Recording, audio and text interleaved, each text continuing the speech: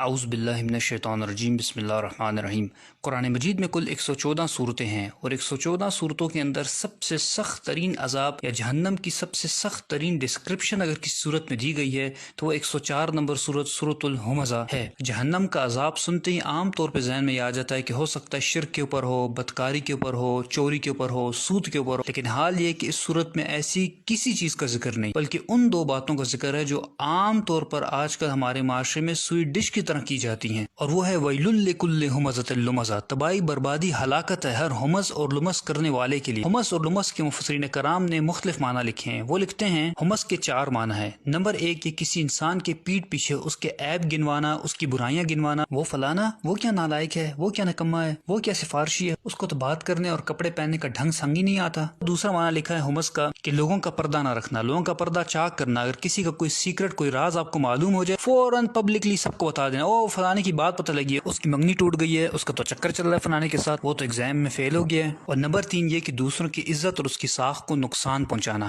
اگر کسی محفل میں کسی کی تعریف ہو رہی ہو تو فوراً سے اس شخص کی کوئی ایسی برائی بیان کر دینا جس سے اس کا امپریشن اس محفل کے اندر خراب ہو جائے۔ یعنی اگر لوگوں کے دلوں میں اس انسان کے لیے محبت ہو، عزت ہو، تو صرف حسد کی بنیاد پر کہ لوگ میری تعریف کیوں نہیں کرے، میرے بچوں کی تعریف کیوں نہیں کرے، اس انسان کی مخالفت شروع کر دینا اور جھوٹی سچی لگا کر لوگوں کے دل اس سے برے کر دینا۔ علامہ آلوسی رحمۃ اللہ لکھتے ہیں کہ جس وقت یہ 3 کام ہوں گے تو اس کا رزلٹ وہ چوتھا کام نکلے گا، اور وہ چوتھا کام کیا ہے؟ الکسر، یعنی توڑنا۔ ان تینوں کاموں کا نتیجہ یہ نکلے گا کہ پھر بعض اوقات رشتہ داری ٹوٹ جائے گی۔ جب آپ ایک انسان کی ہر وقت عیب بیان کریں گے، اس کی کسی برائی پہ پردہ نہیں رکھیں گے، لوگوں کے سامنے ہر وقت اس کا امپریشن خراب کریں گے، تو اس کا خود بخود رزلٹ یہ نکلے گا کہ وہ انسان آپ سے اٹھنا بیٹھنا چھوڑ دے گا اور اس کا سارا گناہ آپ کے اوپر آئے گا۔ چنانچہ رسول اللہ صلی اللہ علیہ وسلم نے ایسے لوگوں کے بارے میں ارشاد فرمایا، مسلم احمد کے اندر حدیث شریف ہے، شرار و عباد اللہ کی مخلوق میں سب سے بدترین انسان کون ہے؟ المشاؤون بالنمیمہ، جو لوگوں کی پیٹھ پیچھے ان کی برائیاں بیان کرتے ہیں، ان کی چغلیاں کرتے ہیں، والمفرقون بین الاحبہ، اور آپس میں محبت کرنے والوں کے درمیان نفرتیں پیدا کرتے ہیں، ان کے دلوں کو برے کرتے ہیں ایک دوسرے سے برائیاں کر کر، والباغون البراء اللعنت، اور بے گناہ اور معصوم لوگوں کو بدنام کرنے کی کوشش کرتے جن کا کوئی قصور نہیں ہوتا، فضول میں ان کی طرف اس قسم کی نسبتیں کرتے ہیں جو کام انہوں نے نہیں کیے ہوتے۔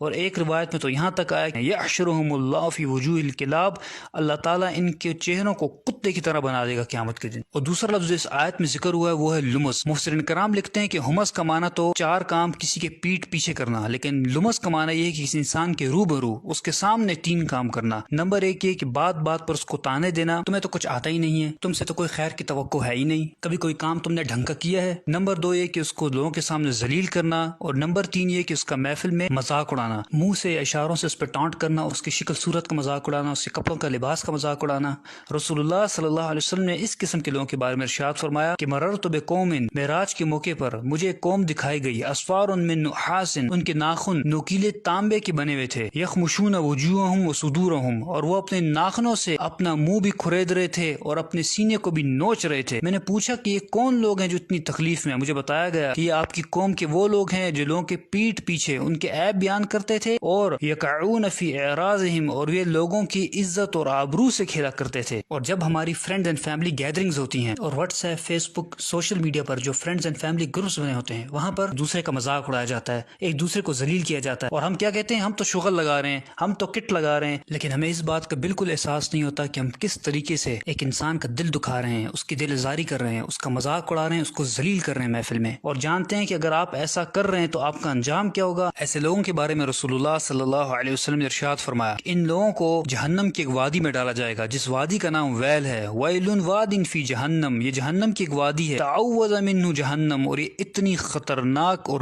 گرم ترین وادی ہے کہ خود جہنم اس سے پناہ مانگتی ہے، کل یوم 70 مرہ، 70 دفعہ جہنم خود پناہ مانگتی ہے اس وادی سے کہ یا اللہ مجھے اس سے پناہ میں رکھ۔ ایسے لوگوں کو اس وادی میں اللہ تعالیٰ ڈالے گا۔ اور امام راضی رحمۃ اللہ لکھتے ہیں کہ یہاں جو ذکر ہوا ہے ویل کا، یہ ویل بیسکلی کیا ہے؟ یہ بدوائیہ کلمات ہیں، اور یہ کس کی طرف سے ہیں؟ جب آپ کسی انسان کی عزت ساخت کو نقصان پہنچاتے ہیں، اس کا مذاق اڑاتے ہیں، تو جو اس کی دل آزاری ہوتی ہے اور وہ جو دل سے بدوا نکلتی ہے، یہاں اس کا ذکر ہے۔ دوسرا معنی وہ لکھتے ہیں کہ یہاں ویل سے مراد ہے کہ اللہ تعالیٰ آپ کو بدوا دے رہے ہیں، آپ یہ کام کر رہے ہیں، ویل لکل ہمزۃ لمزہ، آپ سوچ لیں کہ اللہ تعالیٰ فرما رہا ہے کہ تو تباہ برباد ہو جائے، تو اس قسم کے کام کرتا ہے، تو ایسے انسان کو کیا دنیا میں ملنے والا ہے اور کیا آخرت میں ملنے والا ہے۔ اور اب یہاں اس نفسیات کو بھی سمجھ لیجئے کہ یہ کام کر اڑتے کون لوگ ہیں؟ تو اس آیت میں آگے اللہ تعالیٰ نے فرما دیا الذی جمع مالا وعددہ یحسب ان مالہ